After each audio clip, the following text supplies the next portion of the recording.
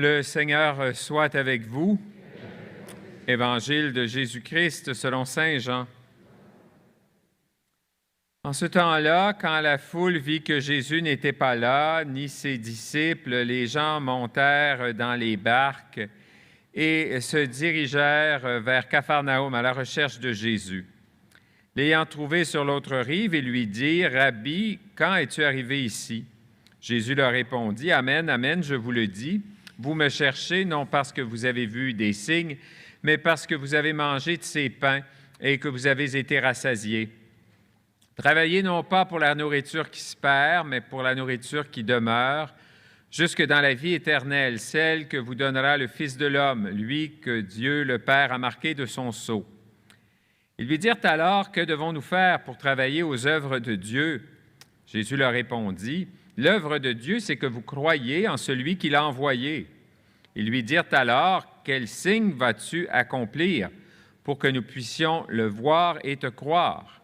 Quelle œuvre vas-tu faire? » Au désert, nos pères ont mangé la manne, comme dit l'Écriture, il leur a donné à manger le pain venu du ciel.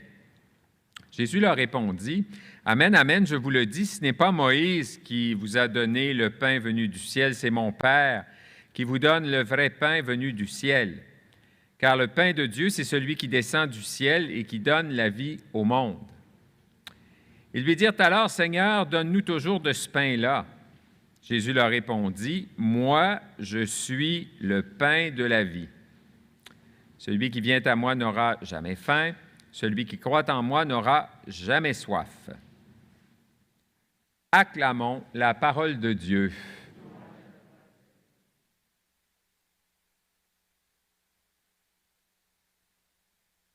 La question que j'aime poser au début d'une homélie, vous vous souvenez de l'Évangile de dimanche dernier? Oui? Bon, c'était quoi? Oui, hein? C'est sur la bannière. Ça peut être un petit rappel. Les 5 pains, les 2 poissons, bon, la multiplication des pains.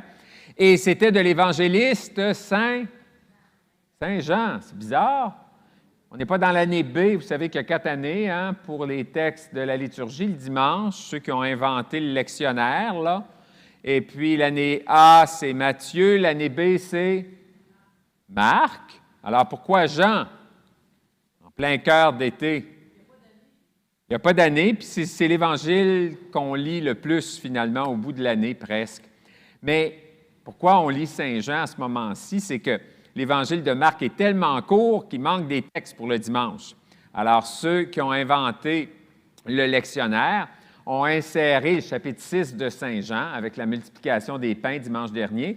Puis là, on s'enclenche là, pour plusieurs dimanches avec le long discours de Jésus sur le pain de vie. Et on a le début de ce discours-là aujourd'hui. Dimanche prochain, après ça, on va en manquer un à cause de l'Assomption de la Vierge Marie qui tombe un dimanche. Puis je pense qu'il y a un autre dimanche ensuite encore où ça revient. Donc, ce long discours de Jésus sur le pain de vie, on vient d'entendre aujourd'hui le début. C'est intéressant parce que Jésus reproche aux gens qui le cherchent, hein, « Vous êtes ici parce que je vous ai donné à manger. Hein, ils ont mangé à leur faim. Vous n'êtes pas ici pour les vraies raisons. » Ça peut-il arriver que nous autres, on vienne à la messe aussi des fois pour pas toujours les vraies raisons? En tout cas, c'est bon de poser la question. Qu'est-ce que Jésus pense de nous? Hein? Est-ce qu'on vient ici, bon, je ne sais pas trop pourquoi, parce que, bon, on se dit que, moi, c'est toujours drôle, hein? Je viens à la messe parce que je vais être certain que ma semaine aille bien. Bien, c'est pas nécessairement, hein? C'est comme ça ressemble pas mal au hasard, ça, tu sais. C'est sûr que c'est bien de venir se confier à Dieu, venir prier et lui demander que la semaine se passe bien, mais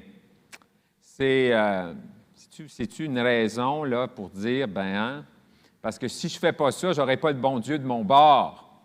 Ça a l'air du marchandage. Hein? Puis des fois, ça peut nous arriver avec Dieu, ça peut nous arriver dans notre relation avec le Seigneur. Le Seigneur, aujourd'hui, nous rappelle justement qu'on ne doit pas chercher ça. Notre lien avec lui, ça doit être de l'ordre de l'amour et de l'amitié.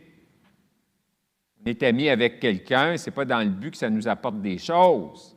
C'est par pure gratuité, non? Pas toujours. Le cœur humain n'est pas fait de même. On aimerait ça être comme ça tout le temps, mais ce n'est pas toujours possible.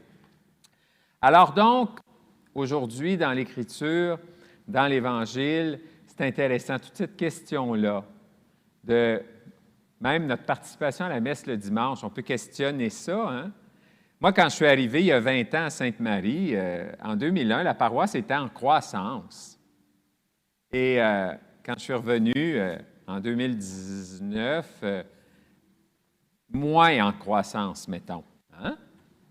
Alors, on avait tous vieilli, comme je dis au début de la messe, de 20 ans. Puis, quand on regarde, bon, la réalité, c'est préoccupant un peu quand même.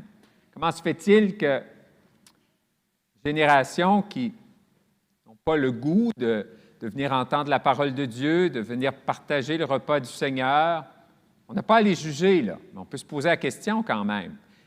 On pourrait trouver des raisons, puis on pourrait en parler longuement, mais c'est intéressant de voir comment, même pour nous, notre participation à la messe du dimanche avec les mois de pandémie là, a changé. Moi, je me suis retrouvé même certains dimanches où je n'étais plus sûr si j'avais tant le goût de ça, de venir célébrer la messe virtuelle, tu sais. J'avais plus le goût d'aller faire d'autres choses.